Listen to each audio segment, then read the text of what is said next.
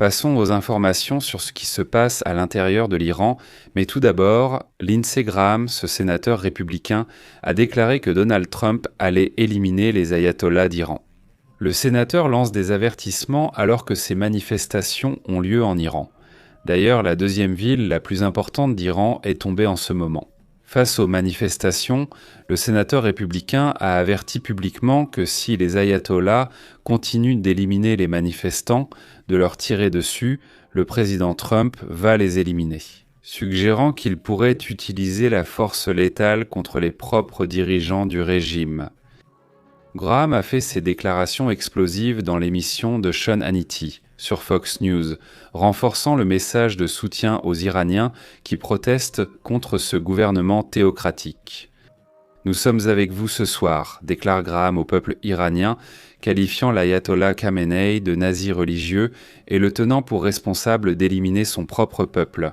Le pays connaît une nouvelle vague de manifestations massives, provoquées par l'effondrement économique, les pressions internationales et un mécontentement populaire persistant depuis des décennies. Et en ce moment, ces manifestations sont signalées, étant les plus importantes à Bojorn. C'est ce qu'ils affirment ce soir. Depuis hier, la ville serait déjà tombée aux mains des manifestants. Que se passe-t-il face à ces protestations intenses et qu'attend-on qu'il se passe en ce moment ? Il y a une réaction très curieuse de la part du président iranien qui lance un message quoi ? Contre la police ? C'est-à-dire en leur donnant un ordre, selon lui, qu'ils ne peuvent pas tirer sur les gens. Pendant ce temps, l'Iran connaît le plus grand nombre de manifestations. Que se passe-t-il ? Ce personnage apparaît, c'est un membre des Bassidji. Oui, et dans ce qu'il rapporte, il dit ce qui suit. Écoutons simplement, même si c'est en farsi, mais écoutons. Abonne-toi à la chaîne.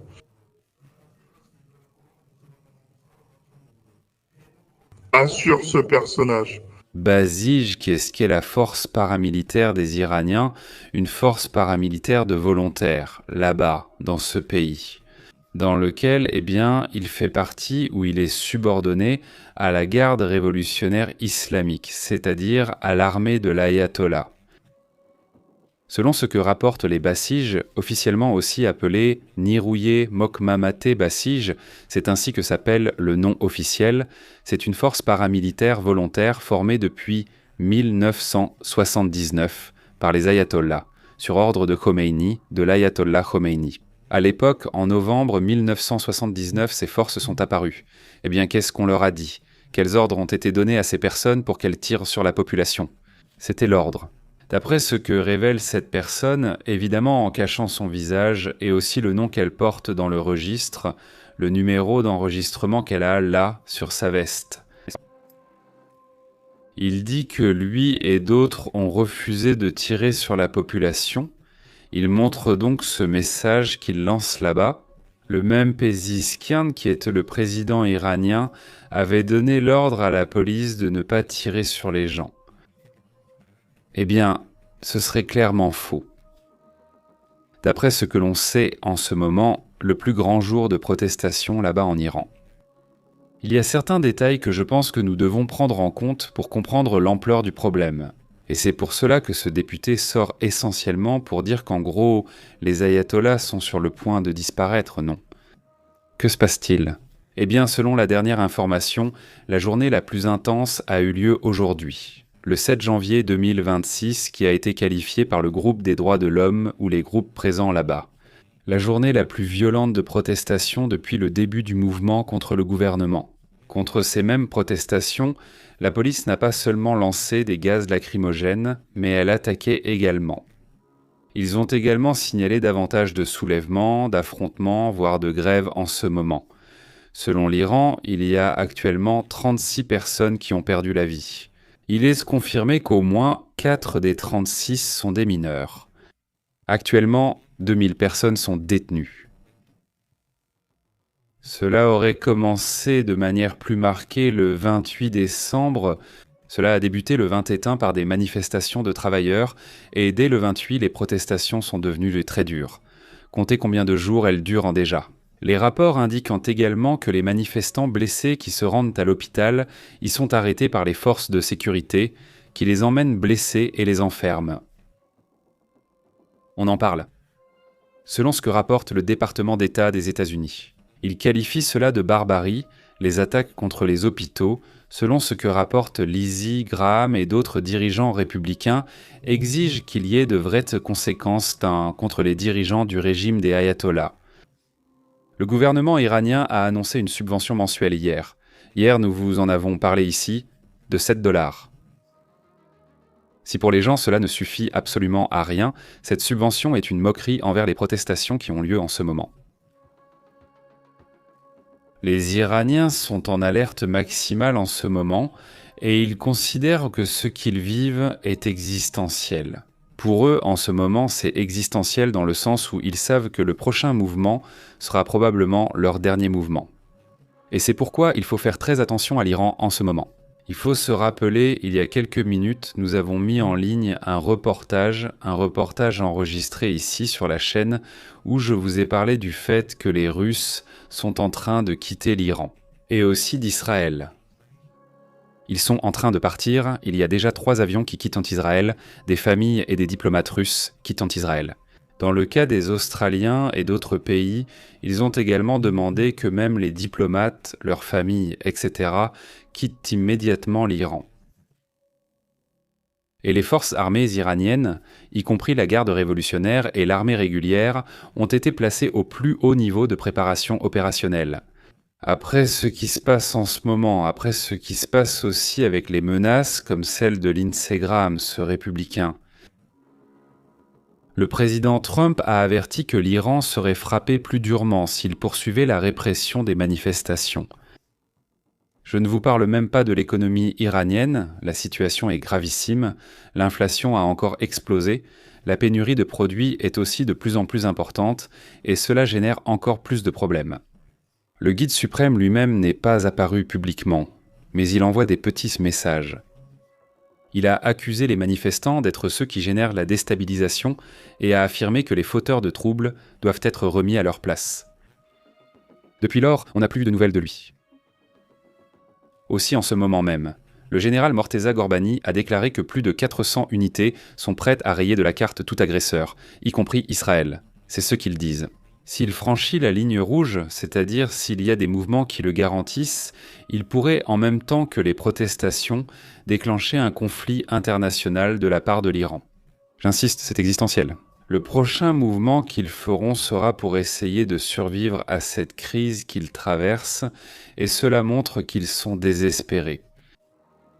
Mais passons à une autre information. Nous revenons avec plusieurs événements au Moyen-Orient. Ce qui se passe au Yémen est incroyable, surtout dans le sud où règne le chaos.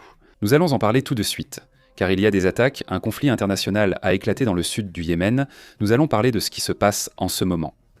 Allons maintenant à une situation terrible qui se passe en ce moment en Europe, allons-y.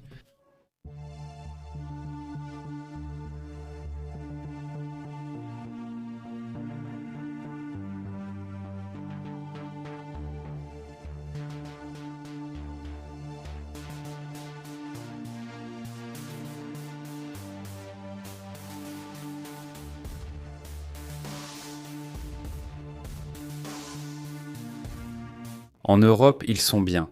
Dans certaines zones, tout est chinois paralysé, et cela parce que la neige a été abondante, à tel point qu'ils ont dû fermer, annuler des vols, fermer des routes. Cela a paralysé la France, les Pays-Bas, la Belgique, l'Italie et la Hongrie à divers endroits.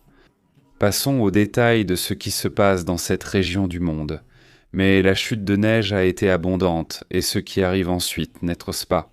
L'accumulation de neige et de pluie pour les prochains jours sera également intense. Ce que l'on observe, c'est qu'il s'agit bien d'un phénomène typique de janvier, dans le sens où les tempêtes de neige commencent à devenir assez intenses. Passons aux détails, voyons ce qui s'est passé, regardez l'entrée.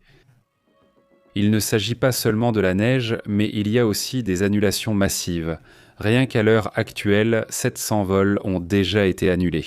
Certaines villes sont isolées par endroits, les transports sont paralysés en Hongrie, aux Pays-Bas, en France, en Italie, selon les informations. Le front neigeux intense, accompagné de vent, frappe depuis quelques heures une grande partie de l'Europe centrale et orientale. Il affecte actuellement des millions de personnes et a un impact sévère sur les transports aériens, terrestres et ferroviaires. À l'aéroport d'Amsterdam, Snippet aurait annulé 700 vols sans compter ailleurs. La France aussi, les aéroports de Paris auraient en suspendu jusqu'à présent plus de 100 vols. À Bruxelles, on signale également 40 annulations et de nombreux retards ou annulations qui vont même se produire demain. Les trains entre Paris, Bruxelles et Amsterdam sont totalement à l'arrêt. Les bus parisiens ont aussi été suspendus pour des raisons de sécurité. Les autorités françaises ont demandé d'éviter les déplacements et de privilégier le télétravail. Dans plusieurs zones touchées par les chutes de neige, des voitures sont restées bloquées et certaines localités sont actuellement isolées. Par exemple, en Allemagne, on signale également d'importantes chutes de neige. À Berlin, les rues sont complètement couvertes de neige, ce qui complique la mobilité urbaine selon les médias allemands. En Italie, écoles et routes sont fermées à cause des rivières en crue. En Serbie et Bosnie, des milliers de personnes n'ont plus d'électricité ni de réseau téléphonique.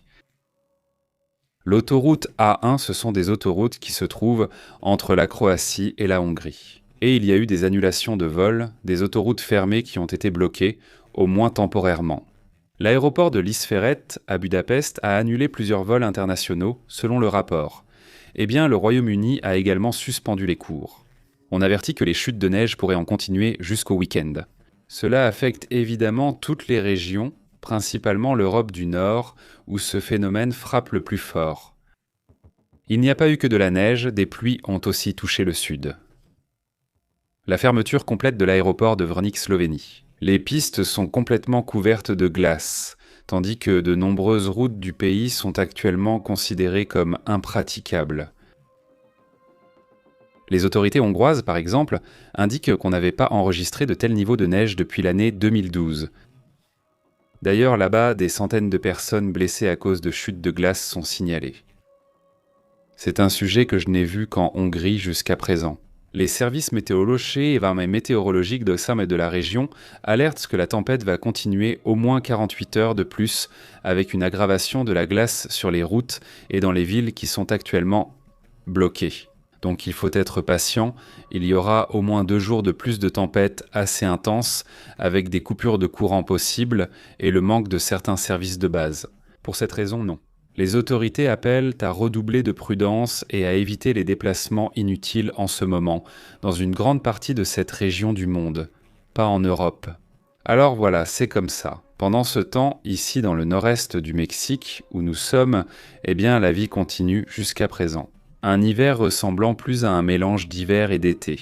Très curieux car on n'a même presque pas eu besoin de porter un pull pour sortir. On dit que les températures baisseront demain ou après-demain. Nous en reparlerons plus tard, mais abordons aussi d'autres sujets importants sur la situation mondiale. Vous vous souvenez de cet individu? Ce serait lui qui a attaqué l'université Brown et aussi un scientifique du Massachusetts Institute of Technology, vous vous souvenez aussi. C'est un scientifique. Eh bien, on sait maintenant qu'il aurait laissé une vidéo dans laquelle il admet ses crimes, et non seulement il les admet, mais il dit aussi qu'il ne les regrette pas. Une situation évidemment terrible. Claudio Neves Valente a enregistré des vidéos avant son suicide, où il reconnaît être l'auteur de l'attaque à Brown, à l'université Brown, et au Massachusetts Institute of Technology. Il révèle qu'il a planifié cela pendant des années et à aucun moment il n'explique ses motivations. L'auteur de la fusillade à l'université Brown et du meurtre du professeur du Massachusetts Institute of Technology, Claudio Neves Valente, a filmé sa confession avant de se suicider. Valente, 48 ans, citoyen portugais et ancien élève de Brown, a été retrouvé mort dans l'entrepôt du New Hampshire. Les autorités ont confirmé qu'il s'est donné la mort après avoir commis les attaques. Le 13 décembre 2025, 2 étudiants ont été victimes de l'incident. Ces 2 étudiants sont restés dans l'entrepôt.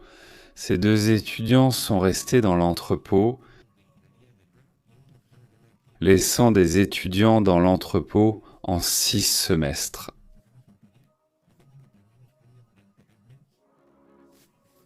C'est-à-dire donc pendant des années, mais jamais.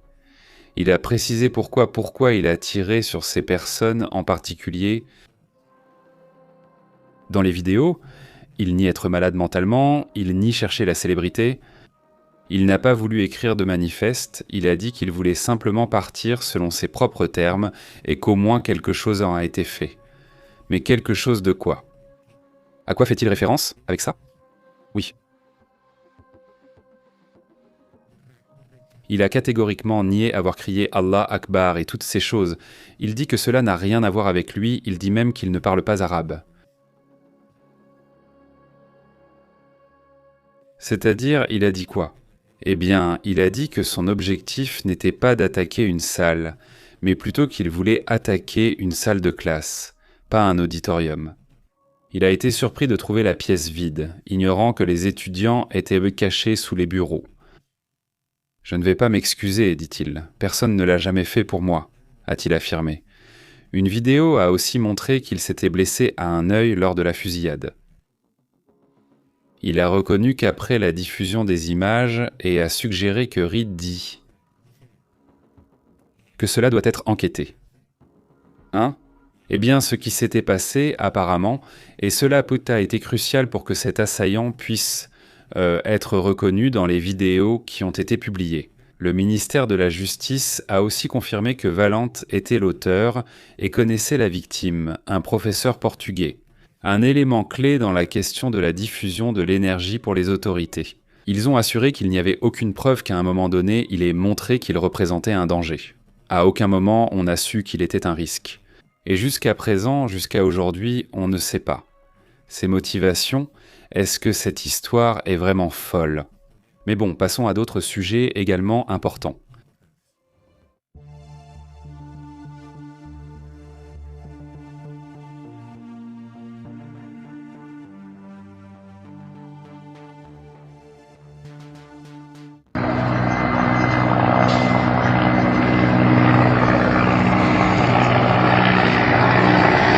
Regardez, ce sont ceux-là, non? Des hélicoptères de ces forces spéciales Delta des États-Unis que vous voyez en ce moment même survoler l'Irak, selon les rapports. D'après ce qu'ils affirment, hein? Et ça, depuis hier déjà, il commence à circuler que les forces Delta des États-Unis sont là, hein? Eh bien, elles se déplacent à l'intérieur ou près de la frontière entre l'Irak et l'Iran. Cela apparemment pour aller contre les forces pro-iraniennes présentes dans la région.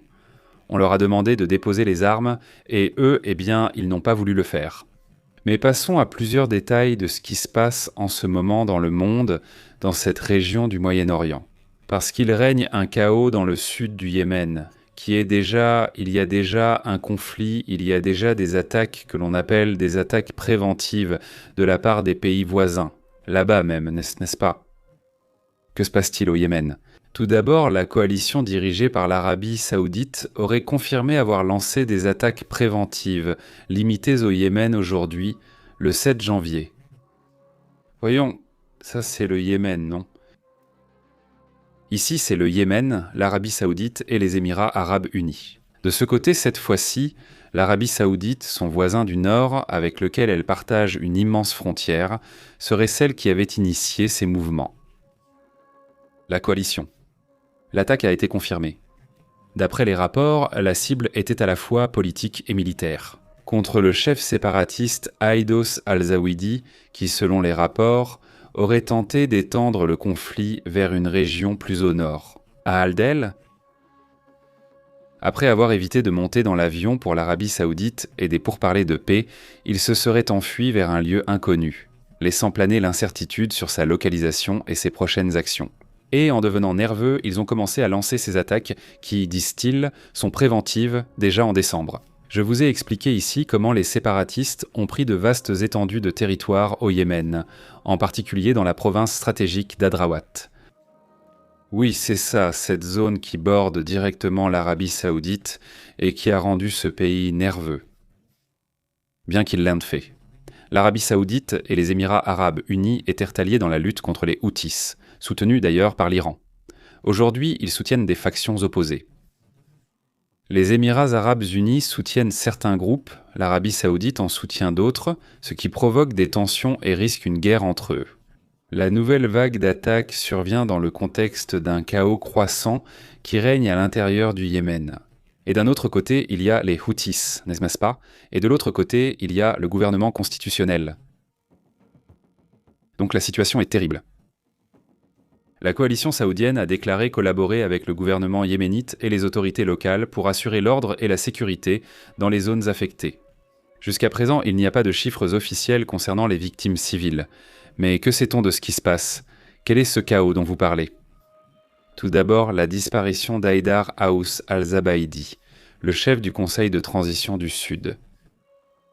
Cette disparition a déclenché une grave crise sécuritaire. Les forces du bouclier national, soutenues par l'Arabie saoudite, se déploient de manière agressive vers Aden pour reprendre le contrôle gouvernemental des routes clés et des installations stratégiques.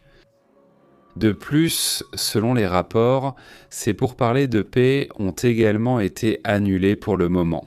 C'est justement pour cela que la situation a vite empiré. Le Conseil présidentiel du Yémen a officiellement destitué al-Zabaidi et l'a dénoncé auprès du parquet, l'accusant d'incitation à la rébellion armée et d'attaque contre les institutions. Il y a une rébellion. Parmi les rébellions qui existent, là, une rébellion supplémentaire surgit, disons-le ainsi. Et cela, eh bien, évidemment, c'est terrible. Et que se passe-t-il lorsque Zabaidi disparaît? Eh bien, cela crée un autre scénario où il y a un autre vide de pouvoir que l'on ne sait pas qui va combler. Voilà la situation au Yémen en ce moment. C'est vraiment hallucinant. J'espère. Laissez-moi vous parler de ce qui se passe dans d'autres affaires également importantes.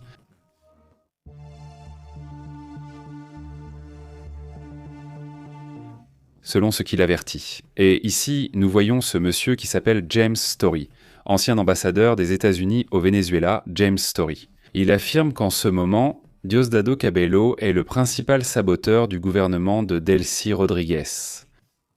Y a-t-il une guerre interne à l'intérieur du Venezuela? Ah, attention à ce sujet, parce que c'est ici que vient la partie, disons, intéressante de toute cette situation.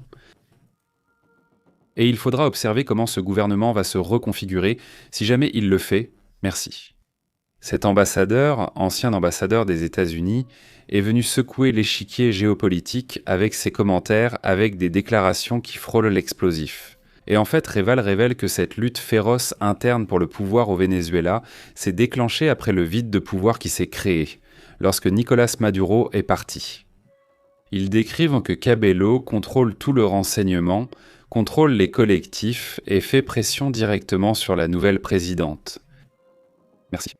D'après ce qu'il rapporte, Vladimir Padrino López détient la force militaire et le contrôle de la FAA. Diosdado Cabello contrôle les groupes armés du SEBIN, du Direction Générale du Contre-Espionnage Militaire, ainsi que les structures de renseignement. Le bloc Maduro Frère Rodriguez est maintenant affaibli après l'opération américaine. Selon l'ancien ambassadeur des États-Unis, Cabello contrôle les groupes armés, y compris les collectifs, avec Freddy Bernal, et il possède un droit de veto sur toute réforme politique ou négociation internationale. L'ancien ambassadeur rappelle également le cas de Fernando Alban, un opposant qui a été éliminé en 2018 après avoir été jeté d'un immeuble sur des ordres liés à Cabello, comme un message direct pour freiner les négociations des États-Unis. Il souligne également que l'arrivée de Delcy au pouvoir n'élimine pas l'ombre de l'appareil chaviste et que sa présidence, dit-il, va rencontrer une résistance interne. Cabello ne l'apprécie pas et ne lui permettra pas d'avancer sans son approbation. Donc voilà le sujet, n'est-ce pas? Par exemple, cette question de réduire le pétrole ne plaît pas à Cabello. Est-ce que cela ne peut arriver qu'avec son approbation, ou bien cela n'arrivera tout simplement pas? Cet ancien ambassadeur affirme également qu'en ce moment, la population ne proteste pas parce qu'elle a peur des groupes armés qui circulent. À l'intérieur de Caracas et dans différentes villes du Venezuela. Un autre point important serait aussi la libération des 900 prisonniers politiques et citoyens américains encore détenus, selon lui. Washington considère que Delcy ne contrôle pas le pays. C'est-à-dire qu'apparemment Delcy aurait donné l'ordre de libérer ses 900 prisonniers politiques. Et tout simplement, il ne l'écoute pas à cause de Cabello. Elle ne contrôle donc rien, où Delcy négocie avec les États-Unis là-bas et veut appliquer ses accords ici, mais on ne l'écoute pas. Ceci est également en cours d'analyse. C'est du moins ce qu'on pense car la situation reste assez chaotique. Abordons un autre sujet important.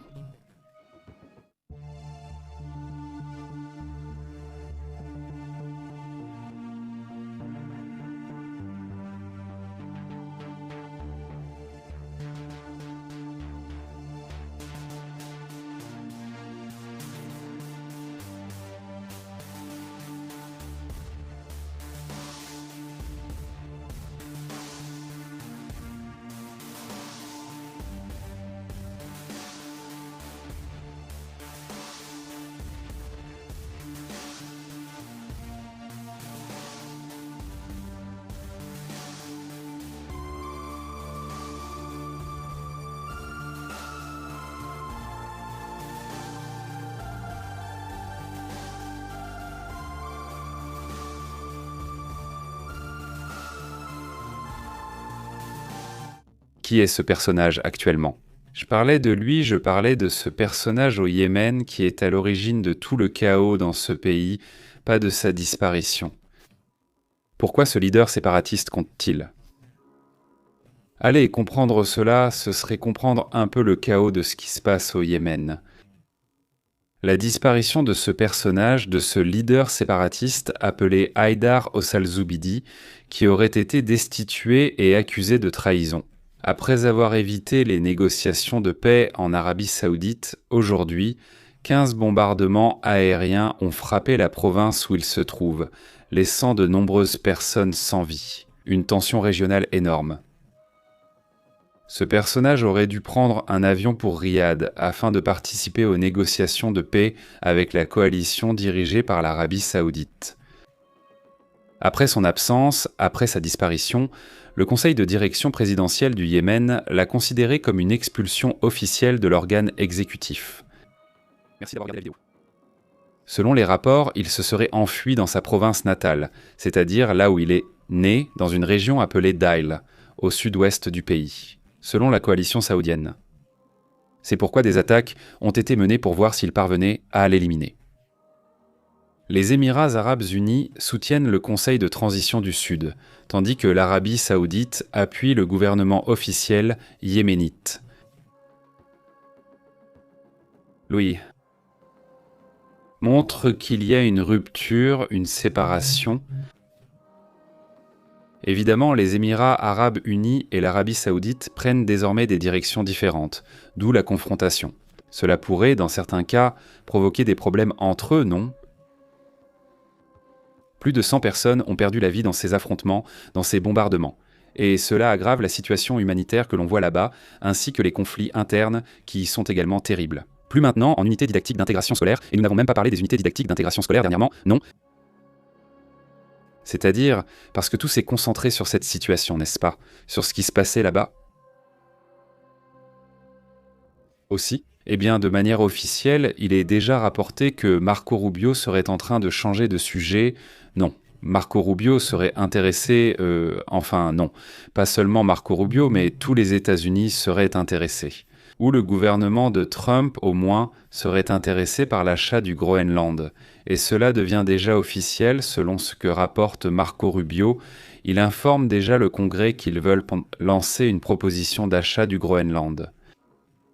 Voyons en détail ce qui se passe. Cela a donc créé beaucoup plus de tensions entre l'Europe, l'OTAN et les États-Unis, et il y a un message très dur de la part de Donald Trump contre l'OTAN. Nous en parlerons tout de suite. Regardez ce qui suit. Il y a en ce moment un rapport de la part de Donald Trump. Très choquant, disons-le. Non, c'est au moins très choquant, non ? Donald Trump affirme que la Russie aurait pris toute l'Ukraine si ce n'était pas grâce à lui, dit-il. Grâce à lui, oui, c'est ça. Trump s'attribue le changement des contributions à l'OTAN. Il affirme qu'avant son arrivée, les pays membres ne contribuaient qu'à hauteur de 2% du produit intérieur brut et qu'il les a obligés à atteindre 5%, ce qu'il voit comme un accomplissement. Il souligne que les États-Unis payaient bêtement pour la défense des autres pays membres et qu'il a corrigé cette dynamique.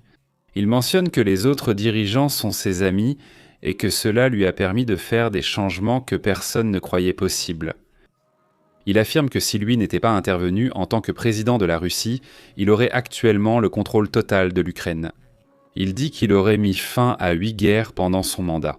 Et il regrette que la Norvège, regarde ce que dit dans le communiqué Donald Trump, il regrette que la Norvège, membre de l'OTAN, ne lui ait pas décerné le prix Nobel de la paix. Donc en plus, il est toujours contrarié par ce sujet ? Non. Enfin, ce sujet aussi, ça attire l'attention. Ce n'est pas l'une de ses colères, n'est-ce pas ? Voici la publication que Donald Trump a faite sur son compte officiel. Il n'est pas très en colère à propos de ce sujet, enfin, il continue d'insister sur la question de pourquoi on ne lui a pas donné son prix Nobel. Si la Norvège fait partie de l'OTAN, pourquoi ne lui ont-ils pas donné son prix Nobel ? En gros, s'il dit avoir 8 maisons.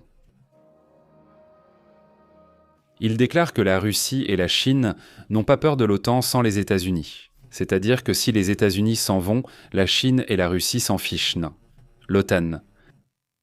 Il vante son rôle dans la reconstruction militaire, il affirme que tout le monde devrait se sentir chanceux de la reconstruction de l'armée américaine. Lors de son premier mandat, il promet de continuer à renforcer les forces armées et de maintenir la présence des États-Unis au sein de l'OTAN, même si les autres pays ne le font pas, pour les États-Unis. Il conclut que la seule nation que la Chine et la Russie respectent et craignent est les États-Unis, pas l'OTAN sans les États-Unis. Il conclut par un message très nationaliste. Vous voyez, le classique « Rendre l'Amérique grande à nouveau » et tout ce discours est bien signé par Donald J. Trump. C'est le sujet dans un message publié le 27 janvier sur Truth Social, n'est-ce pas ? Cela aussi, évidemment, attire l'attention. Aujourd'hui, passons à d'autres sujets également importants.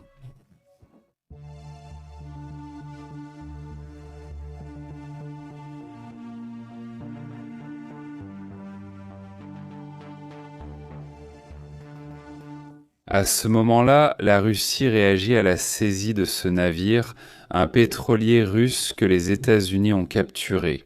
Il déclare déjà qu'aucun État n'a le droit d'utiliser la force contre des navires dûment enregistrés sous la juridiction d'autres États. Le contact avec le navire a été perdu, affirme la Russie elle-même. Eh bien, ce sont des réactions, aussi. Voyons le commentaire suivant fait par ce même Marco Rubio, secrétaire d'État des États-Unis. Que fait-on derrière les détails ? Il existe de nombreux aspects opérationnels qui ne peuvent être divulgués publiquement. Évidemment, pour ces raisons, donc au fur et à mesure que nous avançons, nous décrirons notre processus, qui est un processus en cours au Venezuela, comme décrit. Pour eux, maintenant, la première étape est la stabilisation du pays. Nous ne voulons pas qu'il sombre dans le chaos. Nous avons un processus en 3 étapes au Venezuela. D'abord la stabilisation du pays, puis la deuxième phase. La deuxième phase, c'est, dit-il, cette quarantaine, cette sorte de récupération, pour ainsi dire, du pétrole, et la troisième phase sera la transition. Plus tard, il le dit dans le commentaire complet. Autrement dit, en ce moment, le sujet, c'est le pétrole, essentiellement, en assurant qu'ils vont continuer à leur envoyer le pétrole dans ces 3 phases, il parle de stabilisation. Nous ne voulons pas qu'ils tombent dans le chaos, la saisie du pétrole, ils vont prendre le pétrole, ils vont bloquer toute sortie, n'importe quelle sortie. Donald Trump a assuré qu'ils ne vont pas seulement livrer les 50 millions de barils de pétrole, mais qu'ils vont contrôler toute la sortie. Et la vente du pétrole sera contrôlée par les États-Unis, selon ce que dit Donald Trump, mais ça, eh bien, on verra, non ? Mais c'est ce que dit le secteur pétrolier en ce moment. Et bon, évidemment, c'est énorme, n'est-ce pas ? Évidemment, c'est le cas. Il y a des doutes quant à savoir si ce sujet pourra vraiment être appliqué, non ? Passons à d'autres sujets également importants. Merci.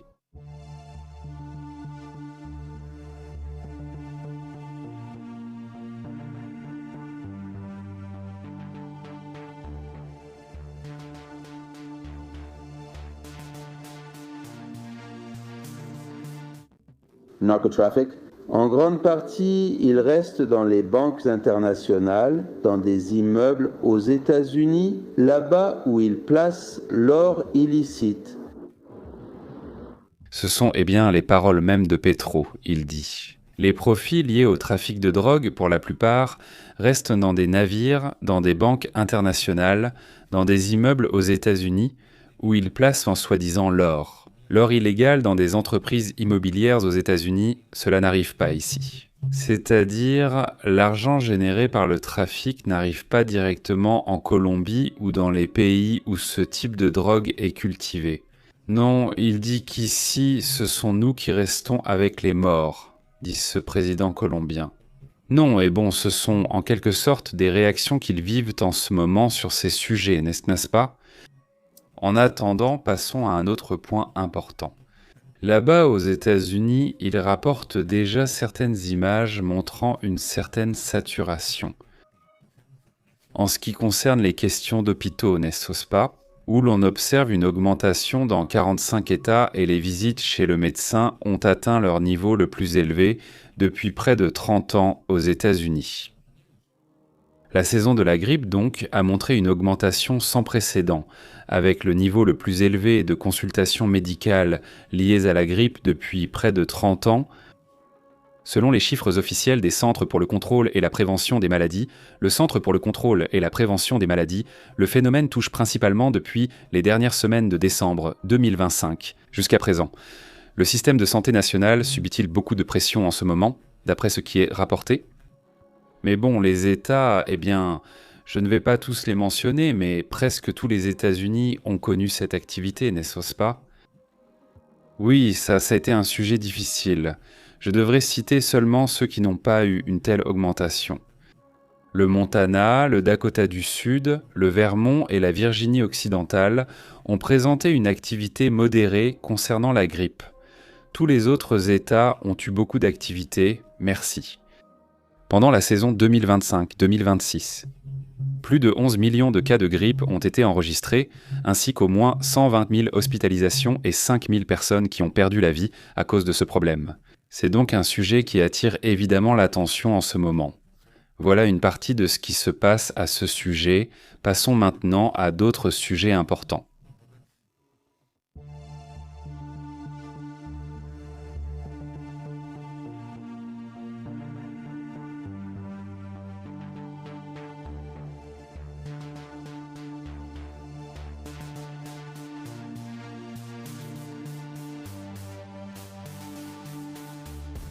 Passons rapidement au sondage qui est en cours ici même sur la chaîne.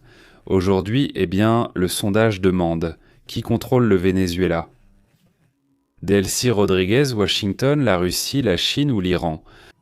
Pour l'instant, avec les premiers votes, ils commencent tout juste à sortir.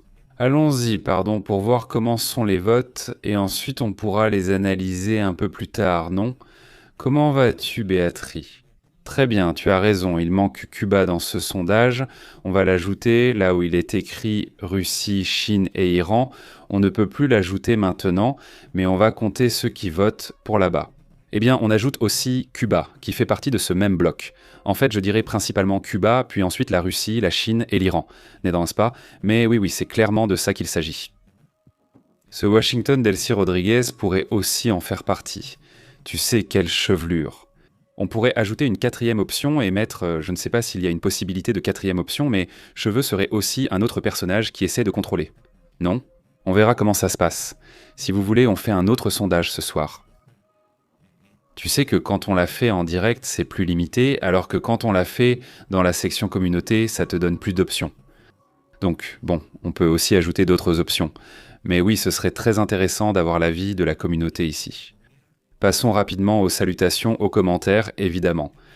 Comment s'est passée votre journée aujourd'hui ?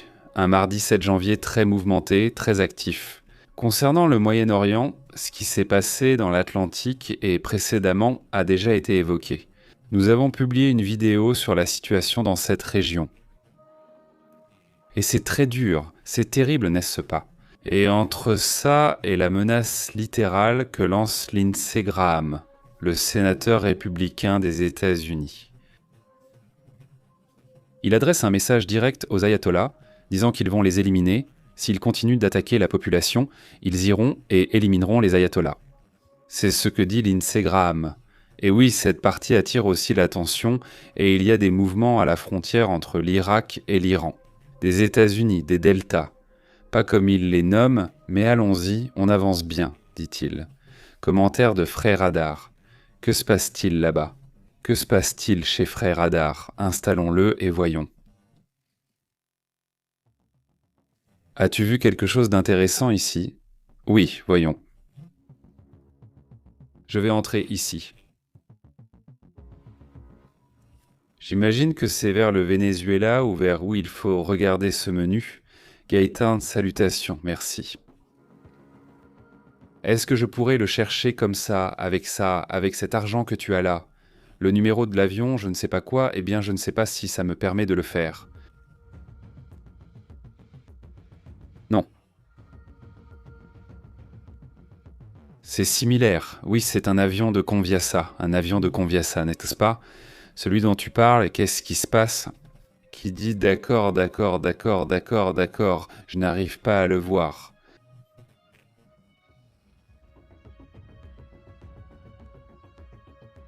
Voyons, celui-ci en est un, celui-là aussi, non? Ce n'est pas un Conviasa ou c'est un avion au-dessus du Venezuela? Il y en a plusieurs. Celui-ci est un petit avion, un avion privé. Ils sont là, beaucoup d'avions et de mouvements ici à Caracas en ce moment. En voilà un autre. Laser Airlines s'appelle ainsi, celui-ci est de Conviasa, est-ce bien celui-là? Il va vers Maracay. Il demande, les vols de Moscou à Tel Aviv continuent-ils d'évacuer? Ah oui, celui-là, on en a déjà parlé, oui, on a fait une vidéo à ce sujet il y a quelques instants. Là, on a déjà fait une vidéo sur comment se passe ce mouvement. C'est le 3e ou le 4e avion qui part d'Israël avec des diplomates. Oui, on en a déjà parlé, si vous pouvez vérifier le rapport qu'on a fait il y a quelques instants. Là sur la chaîne, il y a toutes les informations de dernière minute. Cette vidéo, on l'a mise en ligne il y a 1 heure. Là, vous trouverez tout le rapport, y compris sur le pétrolier russe, ainsi que cette fuite des Russes d'Israël en évacuant leurs familles, leurs diplomates, tout le monde quitte Israël. Pourquoi? C'est la grande question, non? Pourquoi partent-ils, n'est-ce pas? Oui, ils évacuent Israël et l'Iran d'ailleurs, ils quittant la zone, ils doivent savoir quelque chose, non? Comment vas-tu, Pedro? Salutations Élysée, bonjour à la communauté qui nous regarde depuis le Venezuela, qui nous regarde depuis Israël, d'ailleurs je sais qu'on nous regarde aussi de là-bas en ce moment. Je vous remercie si vous avez un commentaire à ce sujet. Monsieur X, comment vas-tu? Salutations, dit-il. Pour le sondage, j'utilise des cheveux. Comment vas-tu, monsieur X? Comment ça va? Merci beaucoup pour tes messages. Ce commentaire dit « Et le gouvernement du Mexique ». Je ne serais pas surpris s'il était contrôlé par les Cubains ou les Russes. Salutations, comment vas-tu? Il dit « Je viens de Moscou à Tel Aviv ». Oui, Élysée, il dit. Je suis peiné parce que les hispaniques d'y sont plus pacifiques, et avec les Anglais, les Nord-Américains et les Juifs orthodoxes, nous sommes perdus, dit-il. Eux, ils peuvent, pour eux ce commandement n'existe pas, dit Élysée. Comment vas-tu, Élysée? Salutations Francisco Arce, très bonjour à toute la communauté. Alex Flores, comment vas-tu? Jack Draper, comment vas-tu? Qui d'autre est-ce là-bas? Dis, tu es là? Dis merde, Pépé. J'ai un voisin iranien qui a fui l'Iran à 18 ans et qui ne pratique plus aucune religion, à cause de ce qui s'est passé dans son pays. La plupart de sa famille a été massacrée. C'est dur, Francisco Arce. C'est dur, non? Et c'est terrible de voir en ce moment des Iraniens brûler le Coran. Les Iraniens, eh bien, ils sont complètement en colère, non seulement à cause de la politique, mais aussi contre la religion elle-même. C'est-à-dire qu'ils en ont vraiment assez. Carlos Martinez, comment vas-tu, Tibal? Ravi de te voir, bonne journée. Alex Flores, sans insulter s'il te plaît. Oui, Faisons-le avec une critique constructive, en tout cas une critique, mais oui, en essayant de respecter ici les points que nous partageons ici dans la communauté, n'est-ce pas? Bonne journée. Platon était un païen et critiquait le polythéisme en Grèce, et il promouvait le monothéisme philosophique, ce qui était le plus proche du christianisme parmi les païens. Je ne vais pas vérifier, José, je n'ai pas vérifié ce point. Je ne sais pas à quoi tu fais référence, mais je te salue, José. Salutations du nord de l'Espagne, comment vas-tu? Jusqu'aux Asturies. Très bien, Béatrice Alvarez. Et toi, José? Au Moyen-Orient, les guerres ou les conflits ne finiront jamais à cause des différences de religion, dit-il. José, comment vas-tu, José? Salutations. Très bien, à la chèvre, comment vas-tu? Salutations à la chèvre, ravi de vous voir. Prenons un moment pour d'autres informations. Avec Girès, nous allons discuter de divers sujets sur l'actualité et poursuivre notre conversation. Excellente journée. Nous reviendrons plus tard avec d'autres rapports. Merci beaucoup. À bientôt, nous interrompons votre programme habituel. Merci de vous être branché sur la vérité. Ici Pépé en direct. La vérité est intense, pure, l'insolite est réelle, pure. Ici, nous l'analysons, perspective globale. Ne reste pas à l'écart, connecte-toi à la chaîne PP en direct en contrôlant le signal PP. Et Astrid qui dit la vérité, journalisme brut. Ici on respecte, active l'alerte, ne perds pas la trace jusqu'à la prochaine fois. Oui monsieur, on fait l'appel. Abonne-toi.